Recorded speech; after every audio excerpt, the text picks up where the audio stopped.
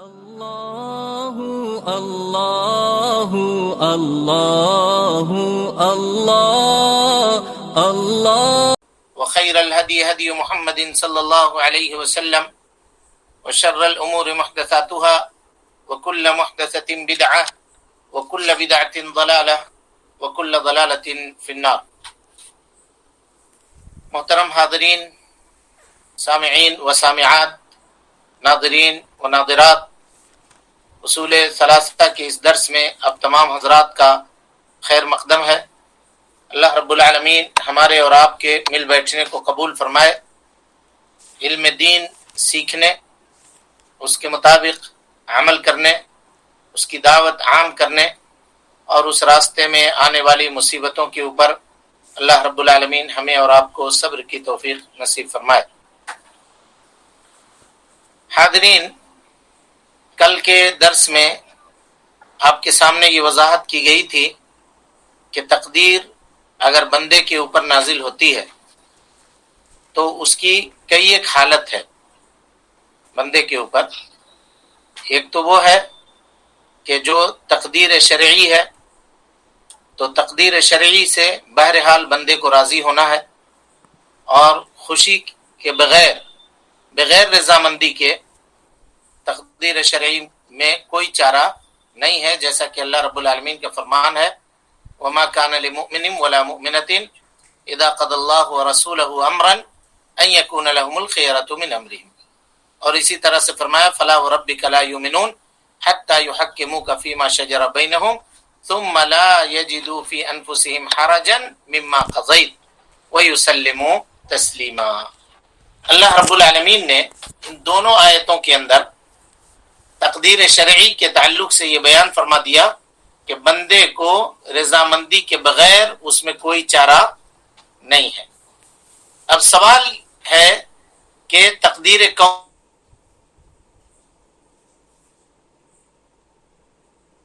یہ ہے کہ اس میں انسان کے کچھ حالات ہیں۔ مثلا حالات میں سے ایک حالت تو انسان کی یہ ہے کہ وہ چیز جو اس کے تقدیر میں ہے وہ پسند کرتا ہے۔ اس کی میں نے مثال آپ کے سامنے دی تھی، جیسے روزی میں اضافہ ہونا، اولاد کا ملنا، امتحان میں کامیاب ہو جانا۔ تو اگر یہ چیز ملتی ہے بندے کو تو اس سے وہ راضی ہوگا، ظاہر سی بات ہے، چونکہ اس کو وہ پسند کرتا ہے۔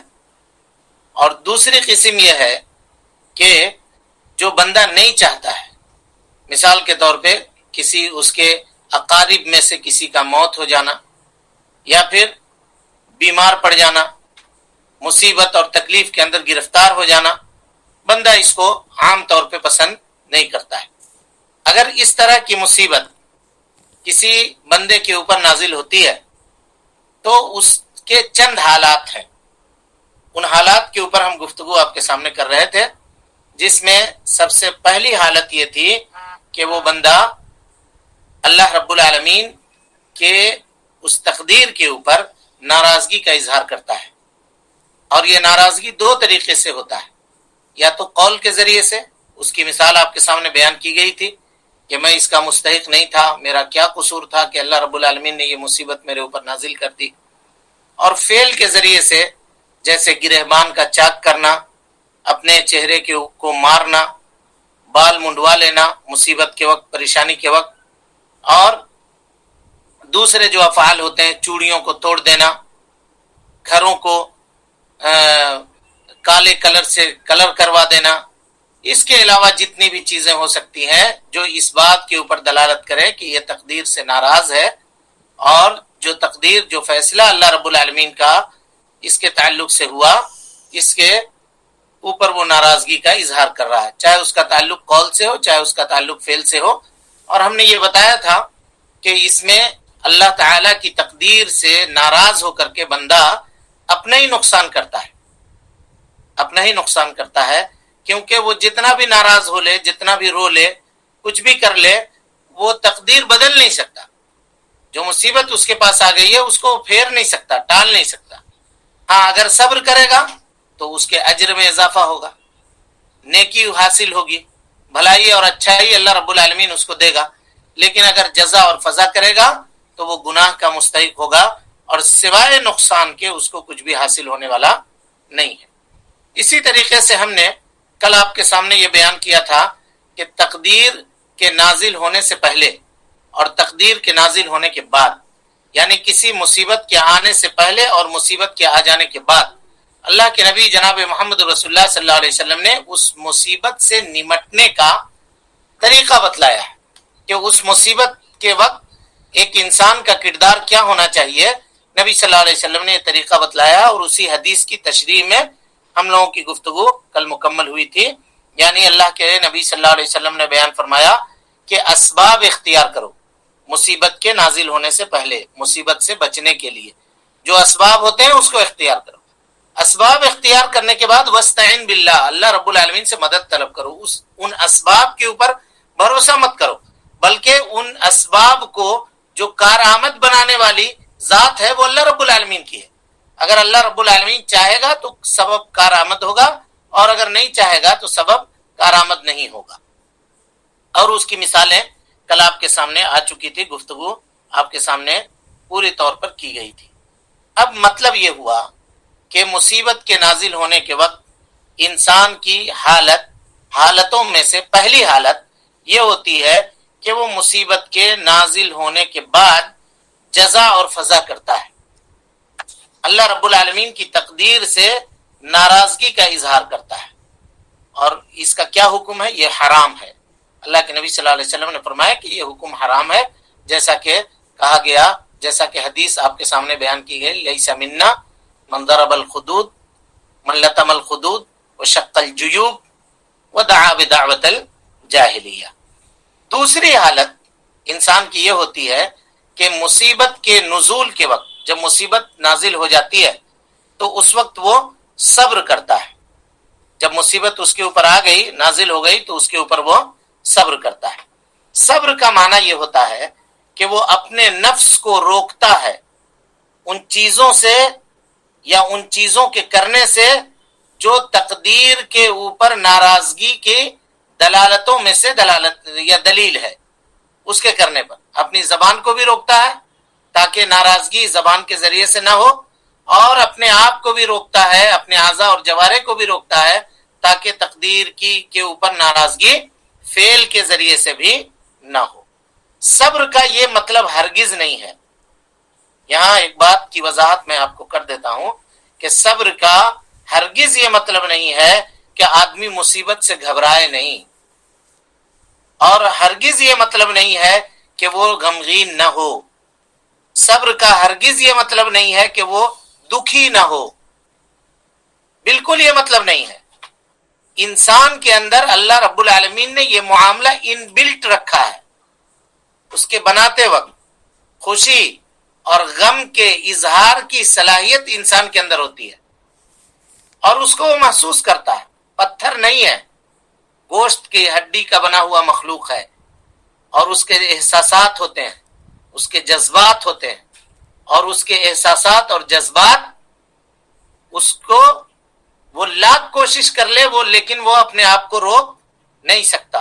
لیکن صبر کا مطلب یہ ضرور ہے کہ وہ اپنے نفس کو کم سے کم اتنا روکے کہ کوئی کام اس کا نفس ایسا نہ کرے، اس کا تعلق قول سے ہو چاہے اس کا تعلق فعل سے ہو، جو تقدیر کے اوپر ناراضگی کے اوپر دلیل ہو، یا تقدیر کے تعلق سے ناراضگی کے سلسلے میں کی جانے والے افعال سے اپنے آپ کو روکے۔ یہ ہے صبر، یہ ہے صبر۔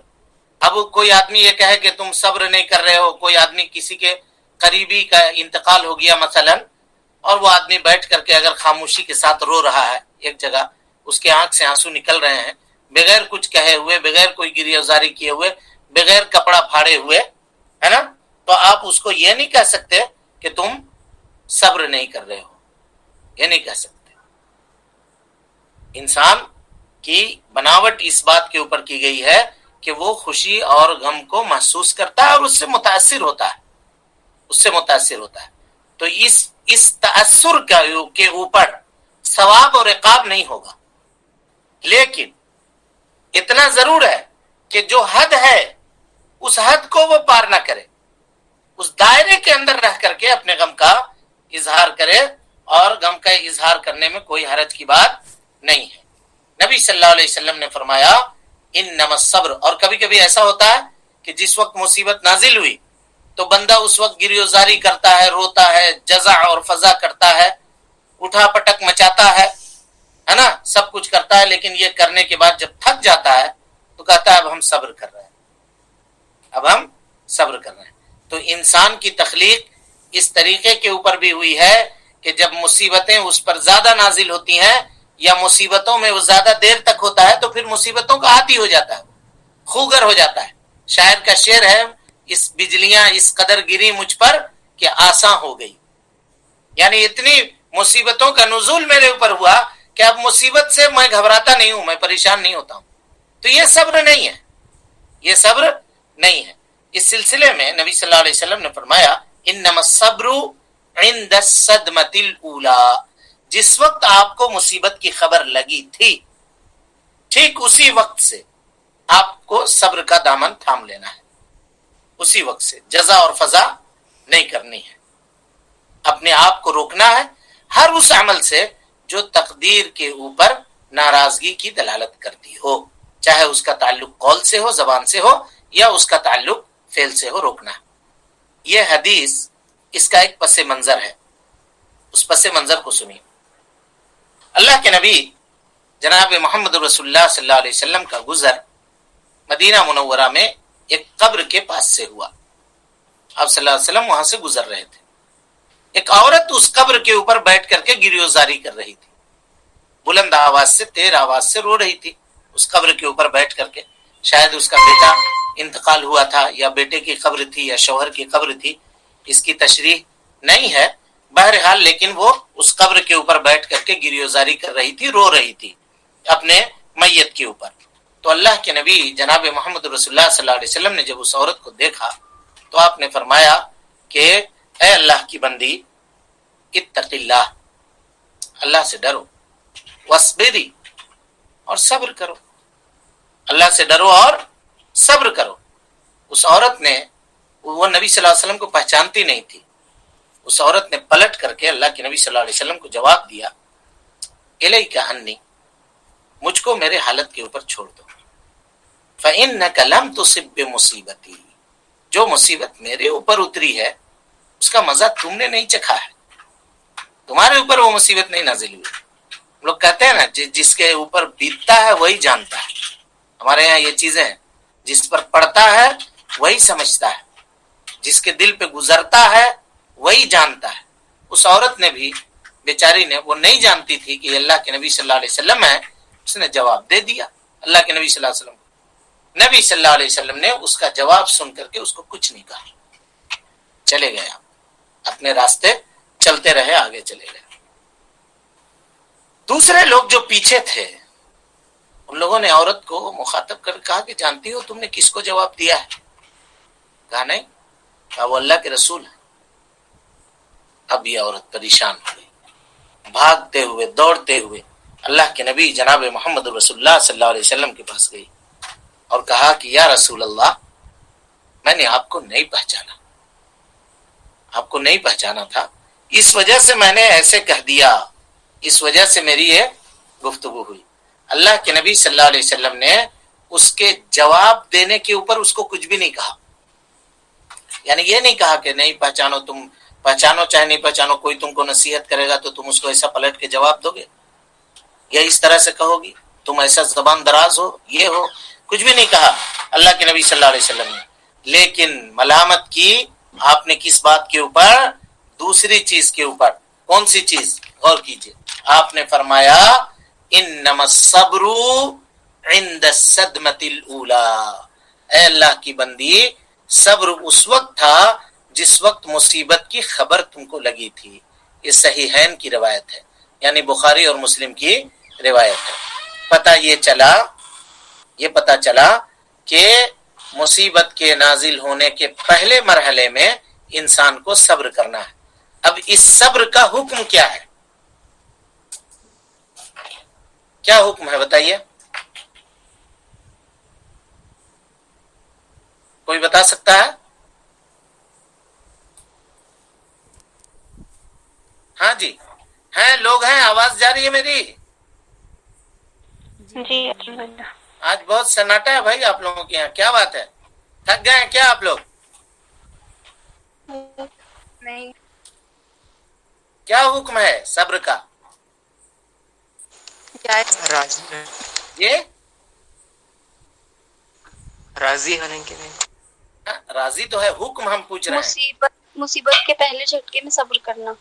مصیبت کے پہلے نہیں، مصیبت نازل ہو جانے کے بعد. یہ حدیث جو ہم پڑھے ابھی، اس میں کیا پتا چلا؟ اس صبر کا حکم کیا ہوا؟ اس صبر کا حکم جو ہے واجب ہے. یہ لکھا کسی نے، ماشاءاللہ، واجب ہے. بالکل صحیح جواب. یہی ہوتا ہے فقاہت. دیکھیے اب اتنا دن سے آپ لوگ پڑھ رہے ہیں، اس کو پکڑنا چاہیے معاملے کو. جب ہم نے اس سے پہلے کی حالت آپ کے سامنے یہ بیان کی کہ یہ حرام ہے، یعنی ناراضگی کا اظہار کرنا حرام ہے، تو ظاہر سی بات ہے ناراضگی کا اپوزٹ کیا ہوگا جی؟ بولیے. راضی ناراضگی کا اپوزٹ میں پوچھ رہا ہوں، صبر کہیے گا پہلے. صبر. تو جب ناراضگی کا حکم آپ نے لگایا کہ وہ حرام ہے، تو صبر کرنا کیا ہوگا؟ واجب ہوگا. یہ ہے، اس طرح سمجھیے، صبر کرنا واجب ہے. صبر کرنا واجب ہے. یہ کون سی حالت ہوئی؟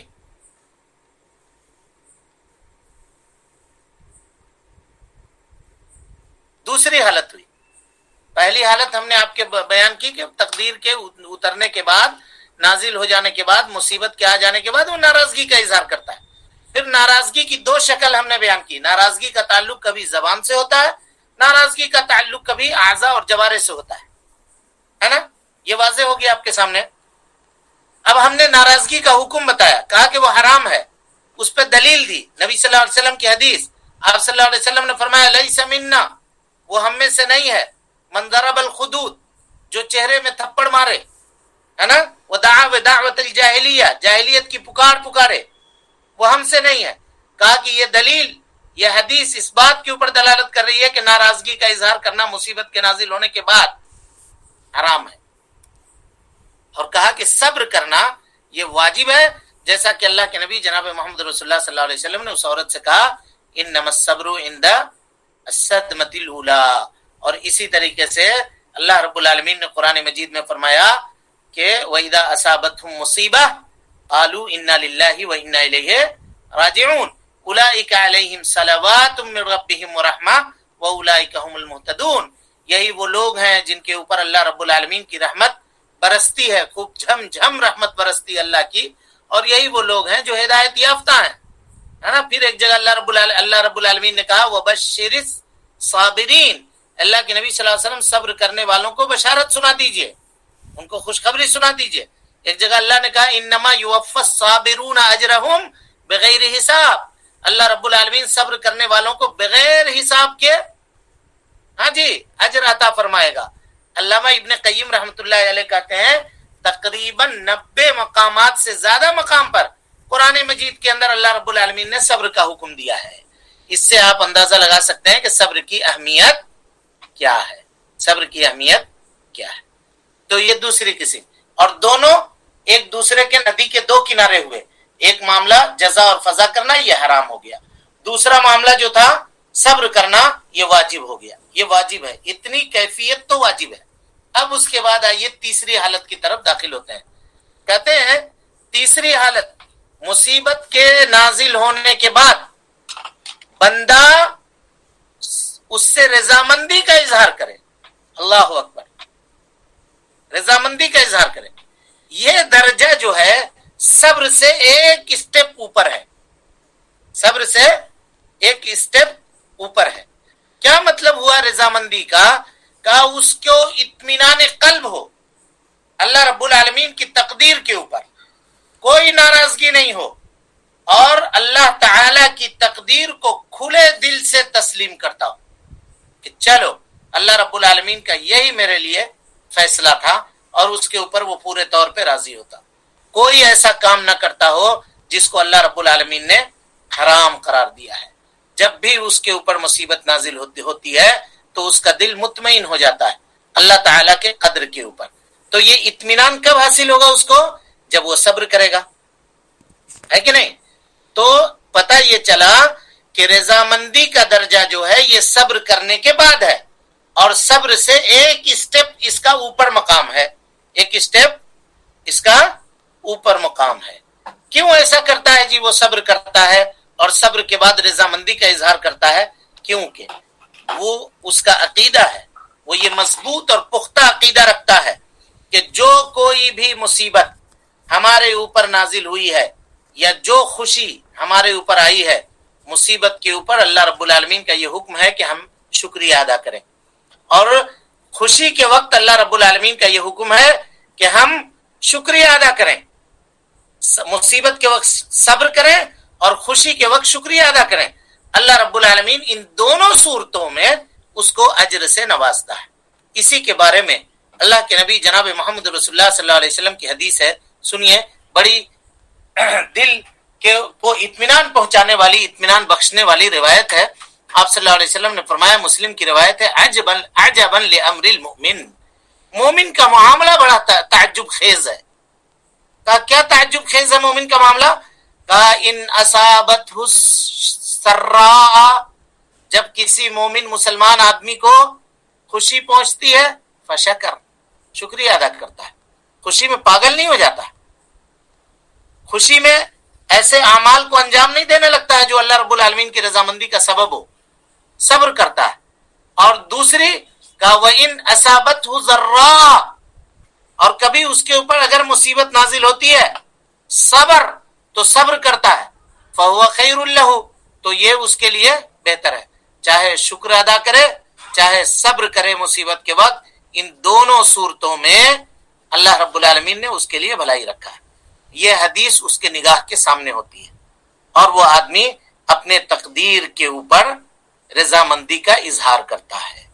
اب یہاں ایک سوال آپ سے ہے، کیا تقدیر کے اوپر رضامندی کا یہ مطلب ہے کہ ہم مصیبت اللہ رب العالمین سے طلب کریں؟ نہیں، نہیں طلب کرنا ہے نا؟ بولیے۔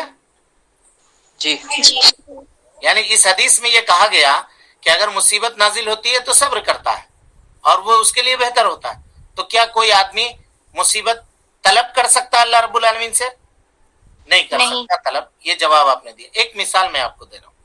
مثال کے طور پہ کوئی آدمی لا قدر اللہ اگر یہ دعا کرے اور کہے کہ کسی خیش و اقارب کے وفات کے اوپر اللہ صبر کرنے سے یا اس کے اوپر رضامندی سے اللہ رب العالمین بندے کو اجر عظیم سے نوازتا ہے، اور اگر وہ یہ دعا کرے کہ میرے کسی فلانے رشتہ دار کا یا کسی رشتہ دار کا کی وفات ہو جائے تاکہ ہم اس کے اوپر صبر کریں اور اللہ رب العالمین سے رضامندی کا اظہار کریں تاکہ ہم کو اجر عظیم ملے، ایسا کر سکتا ہے وہ؟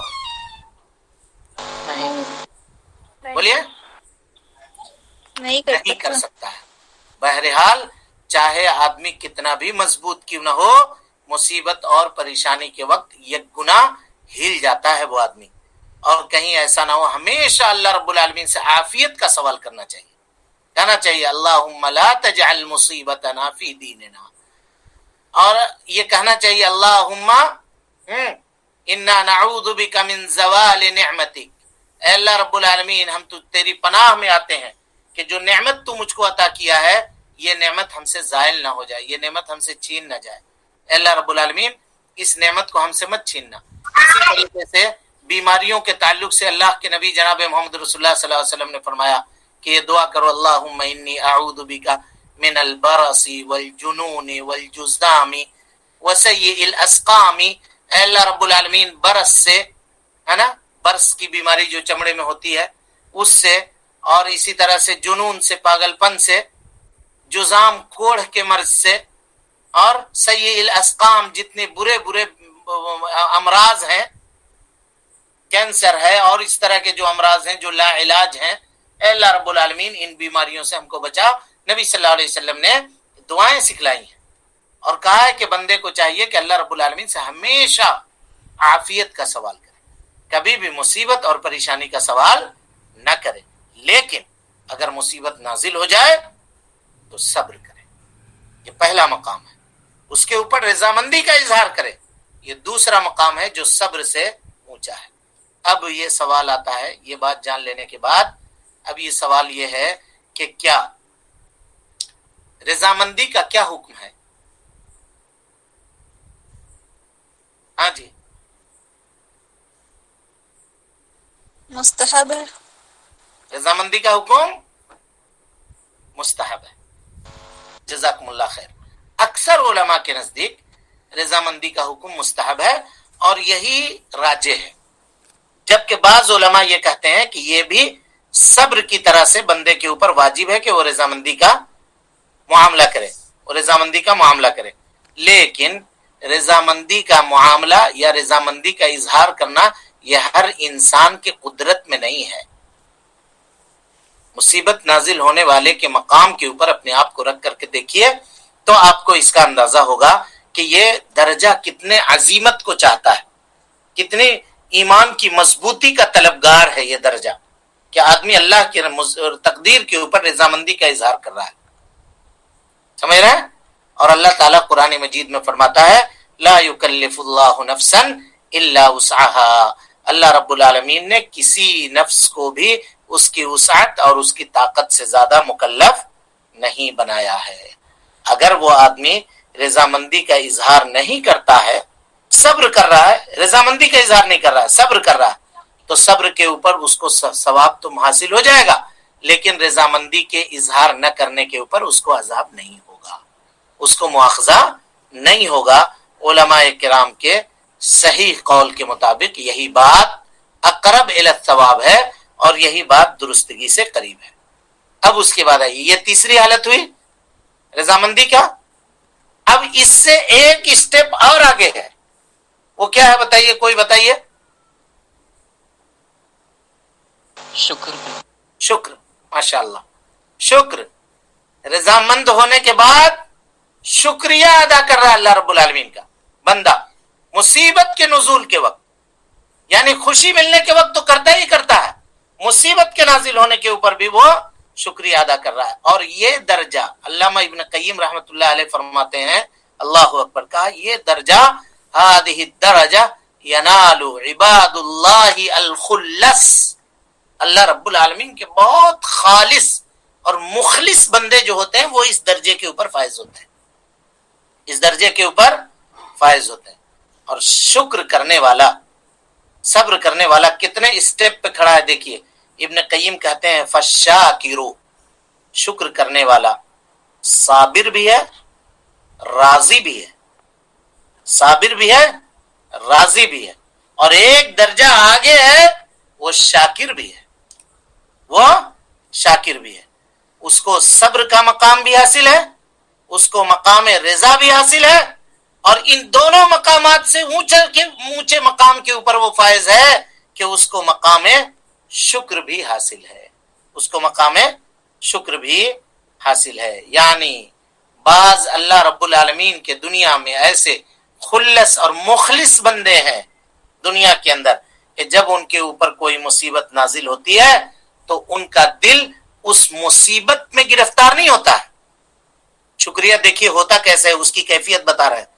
ان کا دل مصیبت میں گرفتار نہیں ہوتا ہے، بلکہ اس مصیبت کے اوپر اللہ رب العالمین کا عطا کردہ ثواب جو ہوتا ہے وہ بندہ اس ثواب کو دیکھ رہا ہوتا ہے. مصیبت سے قطع نظر اس کی نگاہ اس حاصل ہونے والے ثواب کے اوپر ہوتی ہے، چنانچہ اس ثواب کو دیکھتے ہوئے وہ مصیبت کے اوپر اللہ رب العالمین کا شکریہ ادا کر دیتا ہے. اور یہ آخری درجہ ہے اللہ رب العالمین کے تقدیر کے تعلق سے. اور جب یہ مصیبت کے اوپر شکریہ ادا کرتا ہے تو شکریہ ادا کرنے وقت شاکر کے بھی دو درجات ہیں. کتنے درجات ہیں بولیے؟ دو درجات ہیں. یعنی شکر کے مقام پہ پہنچنے کے بعد بھی ایک آدمی ہے جو ایک دم اونچے مقام پہ ہے اور ایک آدمی ہے جو اس سے نیچے والے مقام پہ ہے. اور ان دونوں کا فرق کیسے کرتے ہیں علماء دیکھیے. کہتے ہیں، یہ بات کہہ کے بات ختم کرتے ہیں، 2 منٹ اور، نہیں تو کل پھر दोहराना पड़ेगा इसको, एक जगह पे ठहरते हैं ताकि कल फिर वहां से शुरू करेंगे। कहा जब बंदा शुक्रिया अदा करता है तो उसके निगाहों के सामने दो चीजें होती हैं। एक चीज तो ये होती है कि वो ये देखता है कि अल्लाह ताला चलो ये नेमत अल्लाह ने ले ली, लेकिन इसके अलावा तो बहुत सारी नेमतें अल्लाह ने दी हैं हमको। मिसाल के तौर पे एक मिसाल दे रहा हूं, किसी के पास 5 बेटा है, बेटा बेटी मिला के 5 है मिसाल के तौर पे, और अल्लाह ताला की तकदीर से एक इंतकाल कर गया उसमें से, तो कहता है चलो एक बेटा इंतकाल कर गया तो क्या हुआ, 4 तो अल्लाह रब्बुल आलमीन ने जिंदा रखा है, ये कहकर शुक्रिया अदा कर रहा है। और दूसरा जो है वो 4 को नहीं देख रहा है, बल्कि उसके इंतकाल के ऊपर शुक्र करके हासिल होने वाले उस सवाब को देख रहा है जो अल्लाह रब्बुल आलमीन उसको देगा। तो जो सवाब देख करके सब्र कर रहा है उसका दर्जा बाकी नेमत को देख करके सब्र करने वाले से 1 गुना ऊपर है। समझ में आई बात कि नहीं आई? जी हाँ जी आई। आ गई। चलिए, अल्लाह रब्बुल आलमीन से दुआ है कि अल्लाह ताला अब इसके बाद इंशाअल्लाह चंद और बातें तकदीर के ताल्लुक और इंसान के हालात के ताल्लुक से बताने के बाद कल हम लोग फिर कद्र के बाब में दाखिल होंगे कि बंदे की मशीयत। अब तक तो अल्लाह की मशीयत पढ़ रहे थे, अब बंदे को मशीयत है कि नहीं, बंदे को इख्तियार है कि नहीं, बंदे को कुदरत है या नहीं है, ये कल इंशाअल्लाह हम लोगों के दर्स में आएगा। अल्लाह रब्बुल आलमीन से दुआ है कि अल्लाह ताला हमें और आपको हुस्न अमल की तौफीक दे, हमारी इस्लाह फरमाए, जब तक जिंदा रखे दीन इस्लाम पे जिंदा रखे, और जब उठाए ईमान पे उठाए। आमीन व आखिरु दावाना अनिल हम्दुलिल्लाहि रब्बिल आलमीन। हाँ जी, दर्स समझ में आ रहा है अब? जी अल्हम्दुलिल्लाह। जी अब आ रहा है? शेख का स्टाल है उसको। हाँ बोलिए।